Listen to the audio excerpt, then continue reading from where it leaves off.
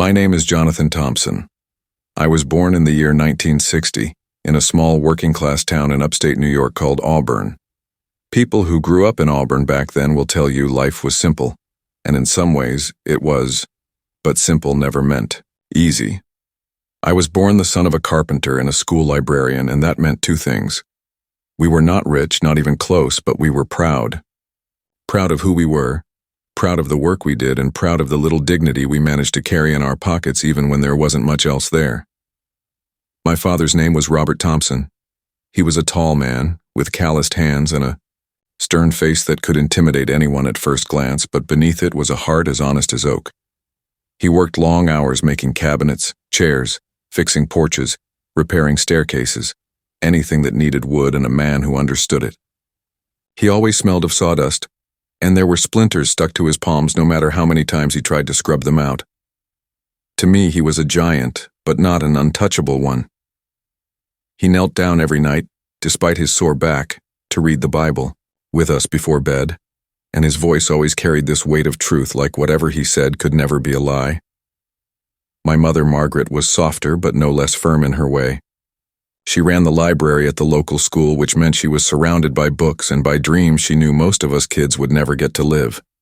She was patient, gentle when she needed to be, but her eyes could cut through you if you dared to disrespect her. She made sure we always had food on the table, even when that food was nothing more than boiled potatoes and cheap bread. She was the kind of woman who could stretch $1 into 3 meals, and she often did. Growing up in Auburn meant winters that froze your bones and summers where the cicadas screamed louder than your thoughts. We lived in a small wooden house, with peeling white paint and a roof that leaked whenever the rain poured too hard. There was a stove in the middle of the living room, and that stove was what kept us alive in January. I remember huddling near it with my younger sister Sarah, wrapping ourselves in old quilts while the wind howled against the window panes. My mother would ladle out steaming bowls of potato soup, and even though it wasn't much, to us it felt like comfort, like home. As a boy, I didn't know we were poor. I thought everyone's clothes came from hand-me-downs and church donations. I thought everyone had to walk to school in the biting cold because their father's truck wouldn't start half the time. It wasn't until I was older, when I started making friends in school, that I realized how little we had.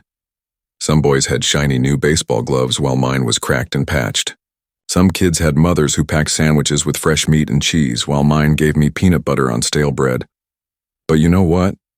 At that age, I didn't mind. I played ball with my old glove until my fingers blistered, and I ate those sandwiches with a smile, because hunger teaches you gratitude faster than anything else in this world. When I was about 12, my father sat me down one evening after supper. He looked at me with that face worn and tired, but his eyes still carried fire. He said, "Jonathan, listen to me. Money comes and goes. Sometimes it'll fill your pocket. Sometimes you'll curse the emptiness of your wallet. But respect is something you guard with your life. A man can live without luxury, but he cannot live without honor. Don't you ever forget that." Those words carved themselves into me. I didn't realize then how much they would matter later, how much they would echo in my heart when everything else fell apart. My teenage years were a mix of working odd jobs, studying enough to scrape by, and playing baseball with my friends in the local field. Summers smelled of cut grass and the sun felt endless on my back. We would run until our legs gave out, laugh until our stomachs hurt, and dream about what we'd be when we grew up. Some of my friends swore they'd leave Auburn and never look back. Others wanted to take over their father's businesses. Me, I didn't know. I only knew one thing. I didn't want to stay poor forever. I wanted a chance at more. After high school, I wasn't the kind of kid who could afford college. My grades were average and my family had no money to send me. So I took a job at a small local bank in town. I started as a clerk, pushing papers, filing forms, and learning how numbers had power. It wasn't glamorous, but it was steady, and in my world, steady meant survival. It was during those years working in that bank that I met Linda. I still remember the first time I saw her. It was 1980, autumn, the kind of day where the leaves had turned fire red and gold, and the crisp air carried the smell of apples and wood smoke. I had gone to the library, yes, the same library my mother worked in, just to return a book. And there she was, Linda Martin. She wasn't from Auburn originally. She was from Syracuse, about an hour away, studying at the local college. She was standing by the tall shelves holding a notebook, her brown hair falling across her face as she scribbled something with her pen. I don't know what it was about that moment. Maybe it was the way the sunlight streamed through the tall windows and hit her hair like a halo. Maybe it was the way her eyes, soft brown with a spark of curiosity, lifted to meet mine when she noticed me staring. I felt a jolt in my chest like the world had just shifted. I clumsily muttered something about the book I was returning, and she smiled. That smile, it was warm, inviting, the kind of smile that makes you believe you've known someone forever, even when you just met them. We talked. At first it was small things, books, college, the weather, but soon I was finding excuses to see her again. Coffee at the diner down the street, walks through the park with the leaves crunching beneath our shoes, nights at the small town theater, watching movies we could barely afford tickets for. I was nobody, just a bank clerk from a poor family. She was smart, educated, dreaming of a future far bigger than Auburn. I remember telling her once, "You deserve more than me, Linda." And she looked at me with those steady eyes and said, "Jonathan, you have something money can't buy. You make me feel safe." By 1983, we were married. Not in some fancy hall with chandeliers and a $1,000 cake. No. We stood in a small church with wooden pews and white lilies someone from the congregation had kindly donated. I wore my only decent suit, navy blue and worn at the edges, and she wore a white gown her aunt had stitched. We didn't have much, but in that moment I felt like the richest man alive. When I saw her walking down the aisle, veil over her face, I thought, this is it. This is the beginning of everything. We started our life together in a modest apartment in Rochester.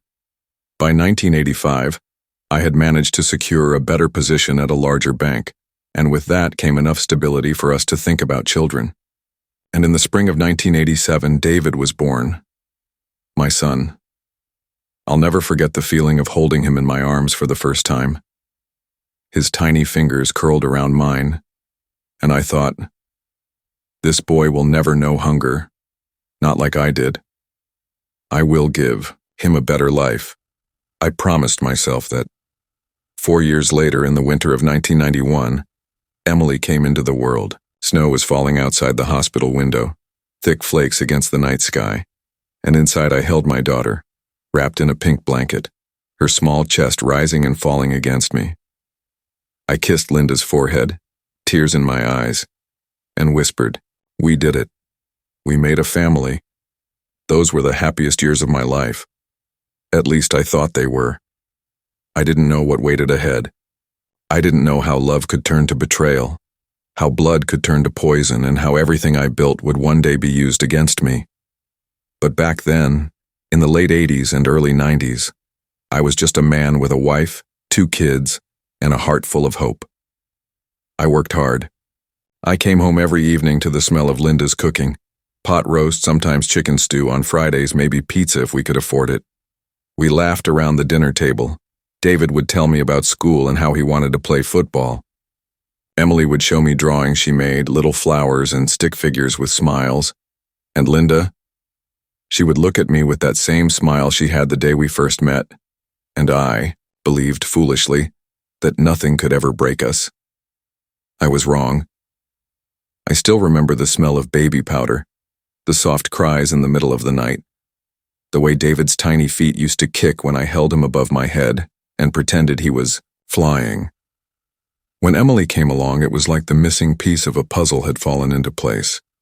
Our little apartment was always cluttered with toys, baby bottles, and the sound of cartoons playing on the old television set. I didn't care if the place was messy, because it was alive. By the early 90s, I had worked my way up to assistant branch manager at the bank in Rochester. It wasn't Wall Street money, but compared to where I came from, it felt like a miracle. We could afford a modest 2-story house in the suburbs. It was painted a soft cream color, with blue shutters and a little front yard where Linda planted roses. I used to mow the lawn every Saturday morning, waving at neighbors while David rode his little red tricycle up and down the driveway. Emily would sit on the porch steps, trying to braid the hair of her dolls. Those were golden days. I would get home in the evenings, loosen my tie, and the kids would run to me shouting, "Daddy." David would tackle me with all the force his little arms could muster, and Emily would cling to my leg until I scooped her up. Linda would watch from the kitchen doorway, a soft smile on her face, the smell of dinner floating through the air. Chicken pot pie, spaghetti, sometimes just grilled cheese sandwiches with tomato soup. But to me, it was always a feast because it was ours. I tried to give David and Emily the kind of childhood I never had. If David wanted a new football, I found a way to get it. If Emily wanted art supplies, I saved a little extra from my paycheck. I wasn't rich, but I worked late, took overtime, and skipped luxuries for myself so that my kids would never feel like they were less than anyone else. There's one night burned into my memory. It was 1998, David was 11, and he was playing in a Little League football game. The stadium wasn't big, just a grassy field behind the middle school with rusty bleachers. But to those kids, it felt like the Super Bowl. I was there in aita, the stands, bundled in a jacket, cheering so loud my throat went raw. David was a skinny kid, smaller than most of the others, but he had heart. During the second half, I saw one of the bigger boys on the other team slam into him. David went down hard, didn't get up right away. My chest tightened, and before I knew it, I was already climbing down the bleachers. Parents shouted, the coach ran onto the field. I ran faster. When I reached him, he was lying on the ground, clutching his side, gasping for breath. I dropped to my knees, held his hand, and whispered, "I'm here, son. I'm right here." He was scared. I could see it in his eyes. The paramedics arrived, and I rode with him in the ambulance. Turned out he had 2 cracked ribs, but he was going to be fine. That night in the hospital, as he lay there hooked up to machines, he looked at me and whispered, "Dad, you saved me." I shook my head, tears in my eyes, and told him, "No, son. You saved yourself. You fought through the pain. I just made sure you weren't alone." David squeezed my hand, his voice hoarse but steady. "I'll never leave you, Dad. I promise." Those words, they sank deep into me, deeper than anything else. I believed him. God, how I believed him. Emily had her own battles. She was gentle, kind, but that kindness often made her vulnerable.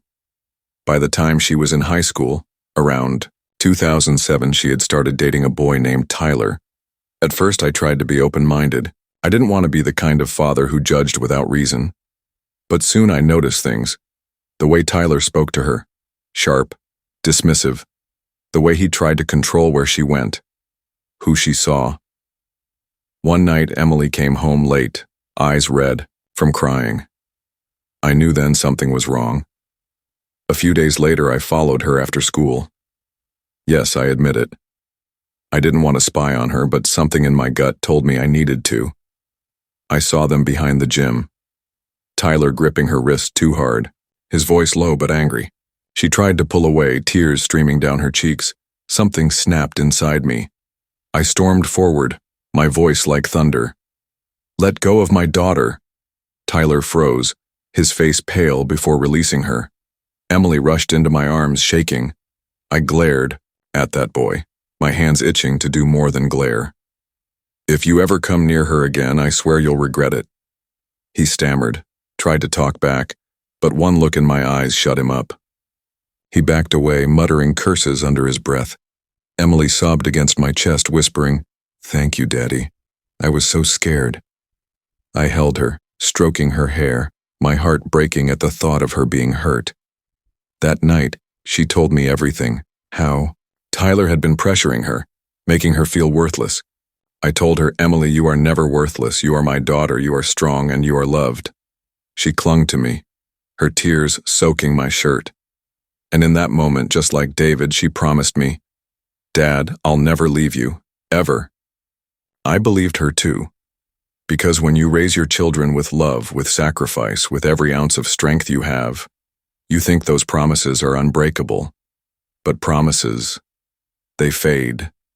They shatter when greed, pride, and poison seep in. Linda, My wife had always been a little distant from my parents. My father, Robert, and my mother, Margaret, were old-fashioned. They believed in discipline and family dinners and church on Sundays. Linda didn't always see eye to eye with them. At first, it was small things. She didn't want to spend every Christmas at their house, or she refused to let the kids stay with their grandparents for more than a few hours. I tried to balance it to keep peace, but as the years went on, her bitterness grew. She would say things like, "Your parents don't respect me," or "They're trying to control our lives." I didn't see it that way. My parents were stern, yes, but they loved David and Emily with all their hearts. They brought them little gifts, baked cookies, told them stories about when I was young. But Linda, she slowly began to close that door. Visits became fewer. Phone calls went unanswered. My children, once close to their grandparents, began to see them as strangers. I argued with her about it many times. Linda, their family, the kids deserve to know them. But she would snap back, "No, Jonathan, they don't need to grow up with that old-fashioned nonsense. They need to move forward, not backward." I didn't realize it then, but a seed had been planted. A seed of division. She didn't just cut my children off from their grandparents. She began, piece by piece, cutting them off from me. By the time David went off to college in 2005, the distance had started. He called less. When I visited his campus, he was polite, but distracted. Emily, still in high school, spent more and more time with friends, less with me. I told myself it was normal. Kids grow up, they get busy, they drift a little. I clung to those memories of hospital nights, of whispered promises. I told myself, "They love you. They'll always love you. They said they'd never leave." But love is fragile when poisoned. And Linda, she knew how to poison. I didn't see the full picture then. I didn't know how far it would go. But the cracks were there. Small at first, invisible if you weren't looking. A sharp word here. Cold shoulder there. A family portrait where the smiles didn't quite reach the eyes. I used to think that betrayal comes like a thunderstorm, sudden and violent. But in truth, it often arrives like a slow leak, drop by drop, until one day you look around and realize you're drowning. After David left for college and Emily got deeper into her teenage years, I began to notice the silences. Linda would spend hours on the phone with her sister, or so she claimed. When I came home late from work, the house felt colder. Not physically, the thermostat was set the same, but emotionally. The warmth that once filled the walls had drained away. The kids, too, had changed. David stopped asking for my advice. When he called, it was brief updates, classes, football practice, fraternity life. He no longer asked me to visit, and when I offered, he always had an excuse. Emily spent more and more time in her room, earbuds in, door locked. Sometimes I'd knock, wanting to ask about her day, but she'd just say, "I'm fine, Dad." Her voice muffled, distant. I told myself it was normal. Teenagers grow apart. College kids get busy. But deep inside, I felt the sting. I remembered every sacrifice I made, the double shifts, the skipped meals, the nights I stayed awake worrying about bills, about their futures. And now they seemed to be slipping away from me 1 inch at a time. Linda noticed my pain, but instead of comforting me, she seemed almost pleased. She would say things like, "They're just growing up, Jonathan. You can't expect them to cling to you forever." Her words carried an edge, as though she wanted them to move away from me, to depend only on her. One night in 2008, I overheard something I wasn't supposed to. Emily was on the phone with a friend. She didn't know I was walking past her room. I paused when I heard my name. "Yeah," she said, her voice low. "Dad's so old-fashioned. He doesn't get it. Mom says he's stuck in the past.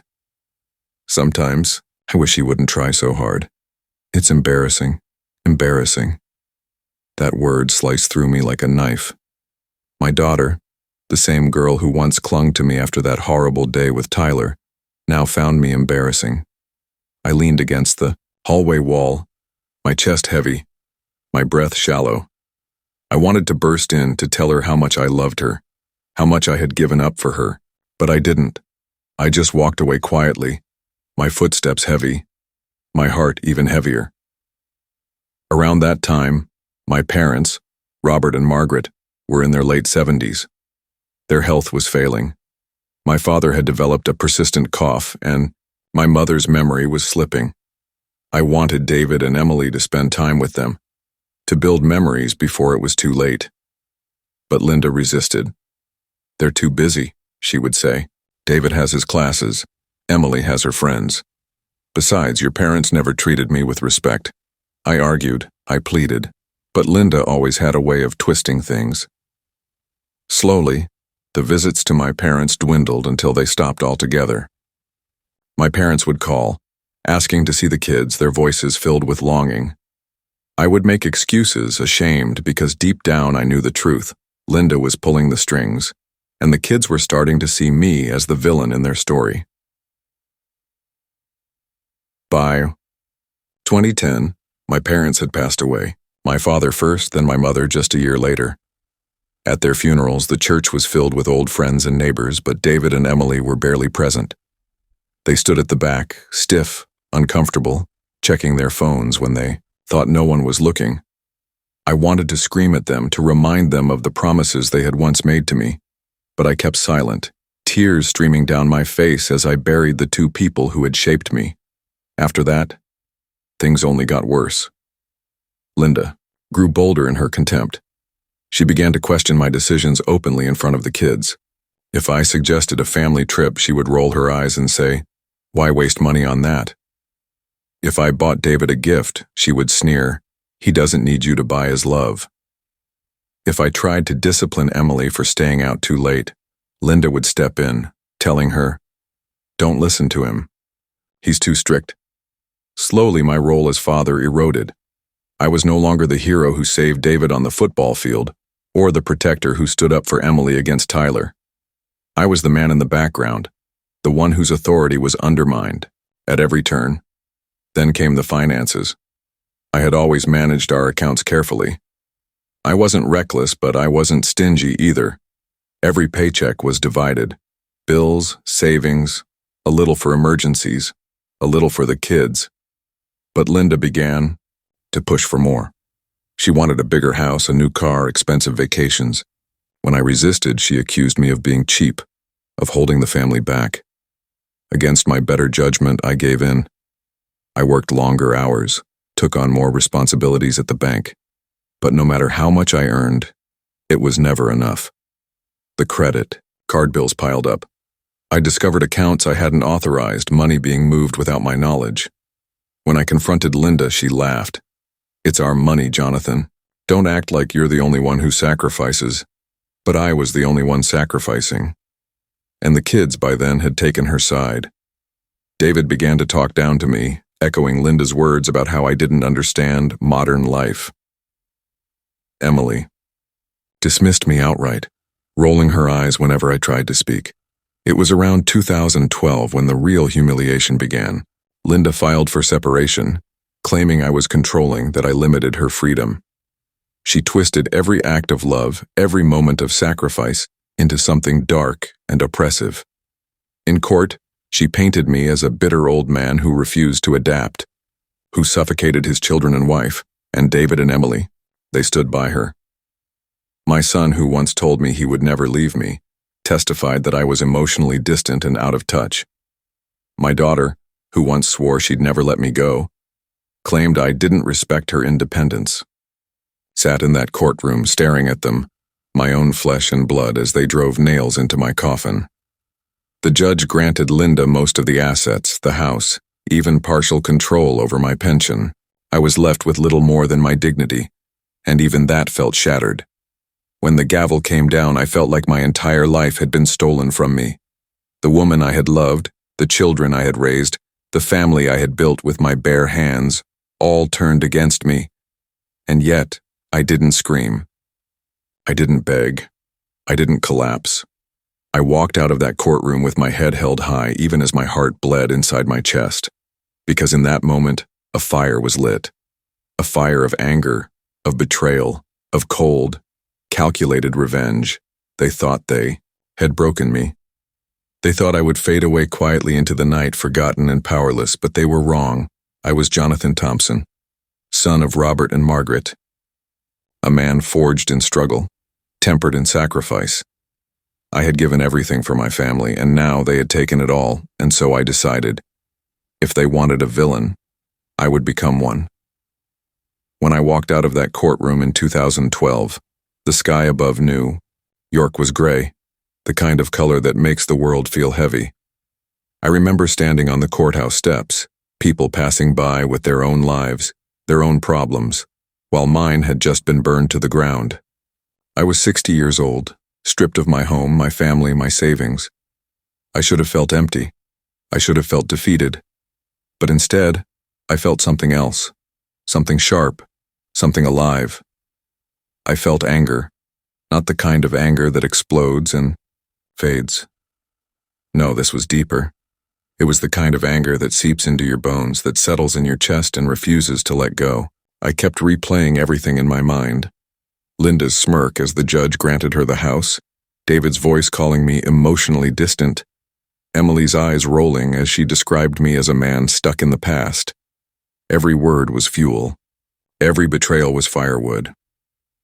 I rented a small apartment in Brooklyn. It was nothing like the house I had built with my own hands. The paint was peeling, the floor creaked, and the heating barely worked. But it was mine.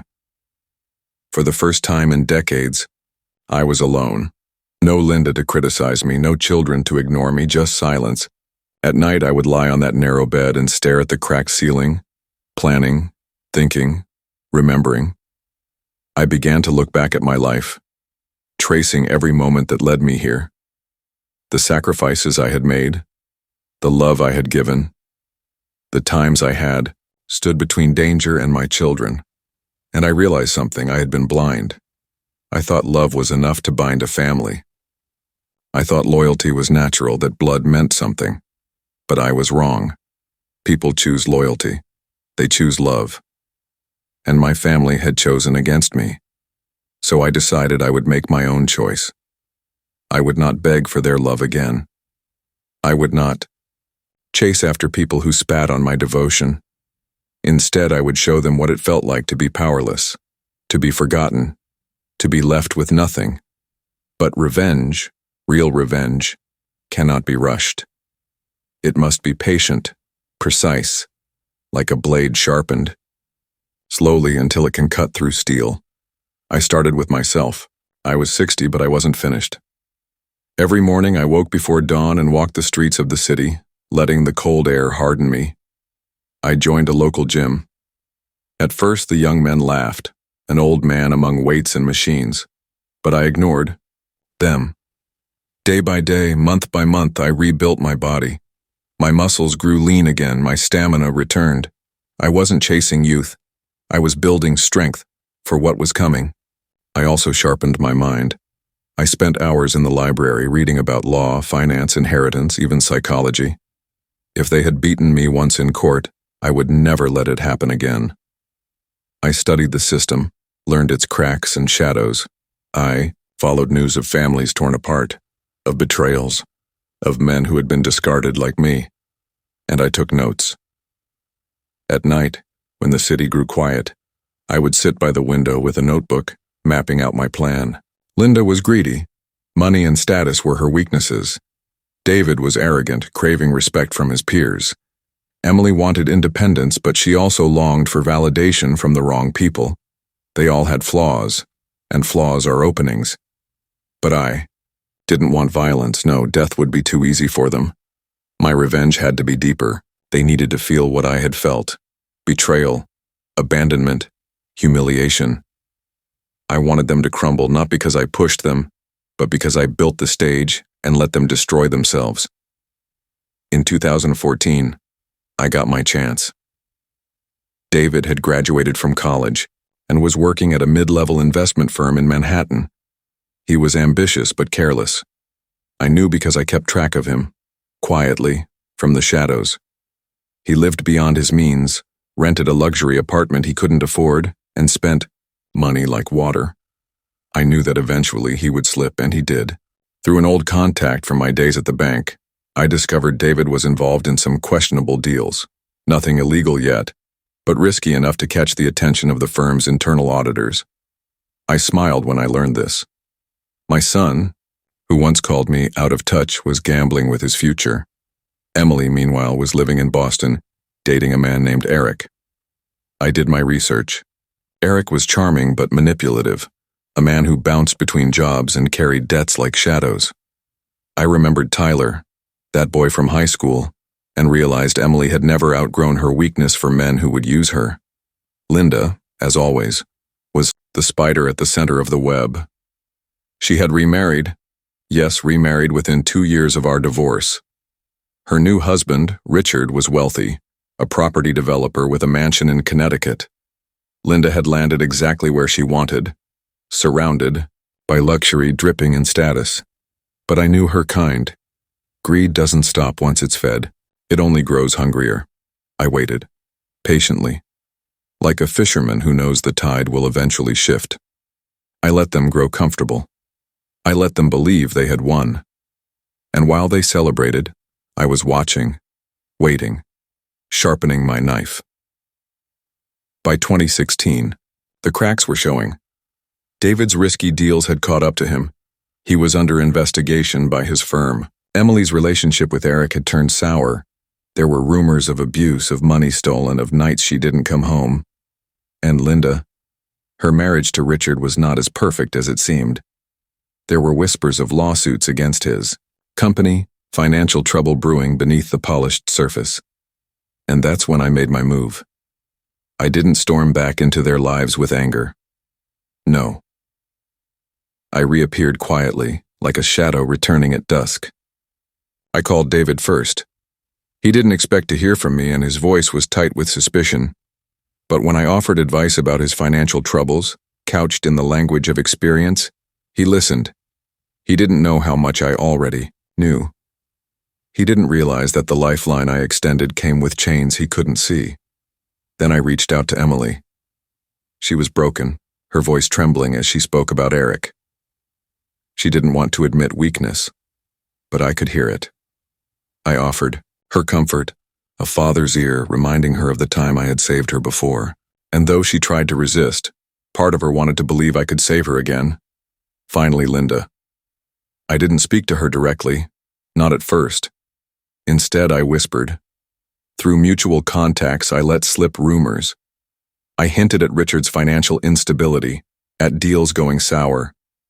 I knew Linda well enough to understand that her greed would turn to fear the moment her comfort was threatened.